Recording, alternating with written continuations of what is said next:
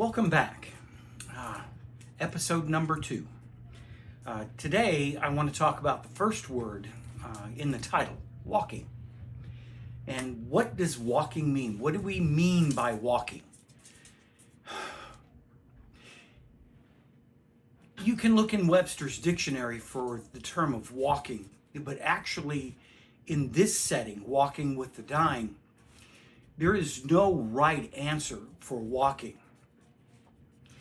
And if we look, for example, through the Bible, walking is very prominent and used in many, many examples. Walking, the best way I can describe it is the unique accompaniment of someone in their life. What I mean by that is you don't always get to choose the time in someone's life that you interact with and that you have that encounter with. Sometimes they're brief, sometimes they're long, sometimes they're many years. However, all of those intersections are a walk. And as a palliative chaplain, I may be coming at that point where there's an end in sight, but that doesn't change my walk. Let me, through my experiences, let me help you understand, because I want to be faithful and true to why I'm doing this channel, for me also to process. Now, we don't have to agree on everything, and thank God we don't. You're allowed to have your own thoughts and feelings and experiences. And I'm not here to say mine are right or wrong or anything else. And again, staying true to why I created this channel, I want to talk about all of these things that happen before, during, and after I walk into a room with someone who's dying, or continue to follow them until the Lord calls them home. I first want to start because I'm a Baptist preacher, so you know it's coming out. My faith is apparent in this. Our walk in life is a journey of sanctification. It technically should be, at the end of our life, a next step for us to go into heaven.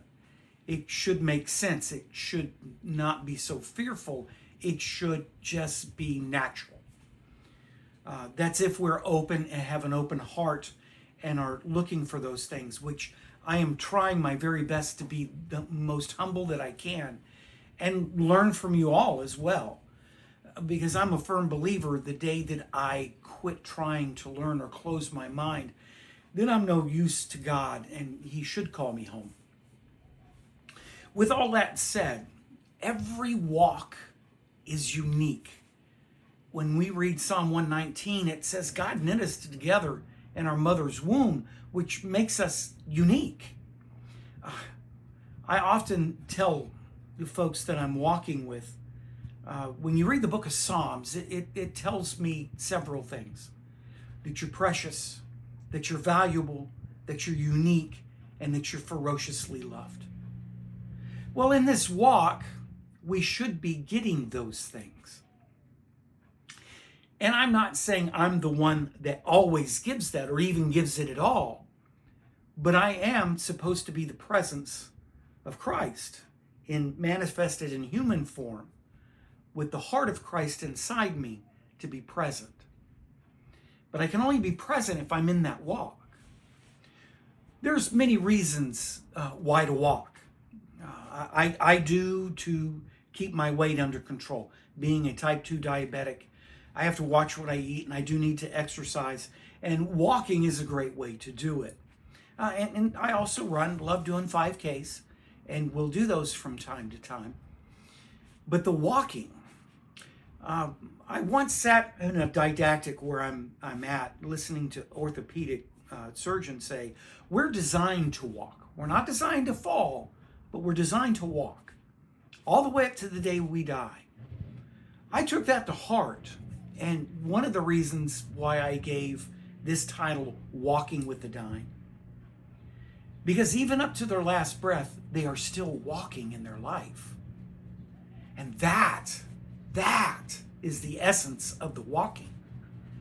The question is do I want to accompany them with that walk? Because even our spirituality is a walk. Our faith in Christ is a walk. We can talk about the book of James, chapter 1, verse 2. When trials of many type come, consider it pure joy, my friends. Well, why? Why would I consider them going through cancer and cancer taking their life? Why would I consider this pure joy? Well, because it works on our perseverance and our patience, so that we are mature, lacking in nothing, if we continue to read the scripture. And this is one of the major points I want to make. Walking with the dying, walking with friends, walking with family, teaches us patience, teaches us perseverance. And those two things are what we need most.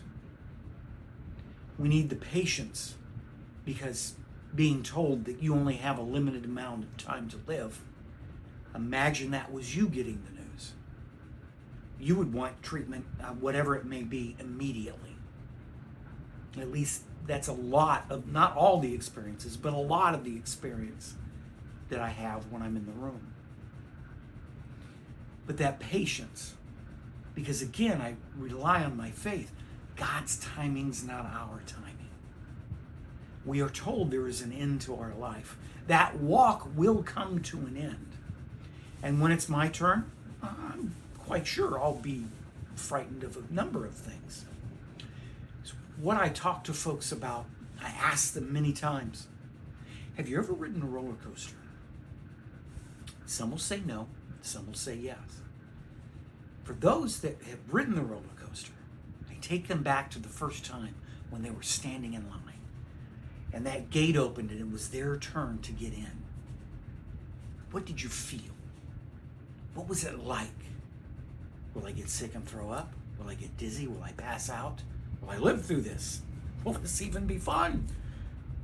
All those questions come, and they're supposed to come. And we're supposed to be patient and let them come in their own time. Because walking, everybody walks at a different pace. Their strides are different. Their continence is different. Their focus is different. Everything is different with everyone, which I go back to what the Psalms say. You're unique. So each walk is unique. It has to be unique. Even though I've done this for many years, no two visits are the same. There may be similar aspects of each and every visit. And we can talk about the 4 things that I do in the room and the 4 things that I'm looking for in the room when I go in. That's at a later time. We haven't gotten there in this walk. And for us to start at the beginning helps not orientate me and allow me to heal and express this and hopefully share this, that it may be useful in your life at some time. But also feedback if you wish to give that. I want to learn. I want to hear experiences, because I have not had every single experience I can have, because each person is unique. I don't care if I do this to my dying breath. Everyone will be different. And that's the way God made us. But the walking, I chose that as the first word because it's the first importance. Because we're doing something I don't think most people realize when we're walking with someone. We are creating community. We're creating a family. Not a family from mom and dad, but a family that God's putting together. Because remember, whether they're on hospice or whether they're going home or whether they're first introduced to this news that they're limited, they still are going to have staff walk with them through this process all the way to the end. Creating a community. And that's what God does. He creates first. And second, he creates community. Now, I preached at a deaf church for a few years. And community. That's what chaplains do, is create community. And that's what walking does. Because even in the Old and New Testament, everybody walked where they were needed to go. They walked with purpose. Nowadays, folks, they look at that and they don't understand the walking portion of it. I got a truck out there in the driveway, and I drive it. But it doesn't take away from the walking. When I'm at work, I walk everywhere. Car sits out in the lot. When I'm in my home, I'm walking. When I'm at church, I'm walking. And I'm walking with people. And I think that things really do not change. God said, I'm the same yesterday, today, and tomorrow. And he created us to walk. So let us walk with one another. Let us open our hearts to one another and walk with them no matter what their trial is. Because the verse says, when trials of many kind, or many type, depending on your translation. Sometimes when someone has cancer, you get a pleural effusion. So they come in, and that's resolved. But am I walking with them when they come in for that? Am I renewing that community? Am I walking with the dying? Things to ponder. Many times when I leave the room, I ask a question. And the reason I ask a question is so that when I go back in, I can pursue that question, which opens up while we're walking together many different things. I'm hoping that this is helpful because walking is so multifaceted. We think we've advanced so much, but yet we still have 2 feet and we still got to walk. And we're still in community. So I'm hoping that I, as well as you, take a few moments, as it says in Psalm 46, be still and know that I'm God. That I rest from my walking and remember well.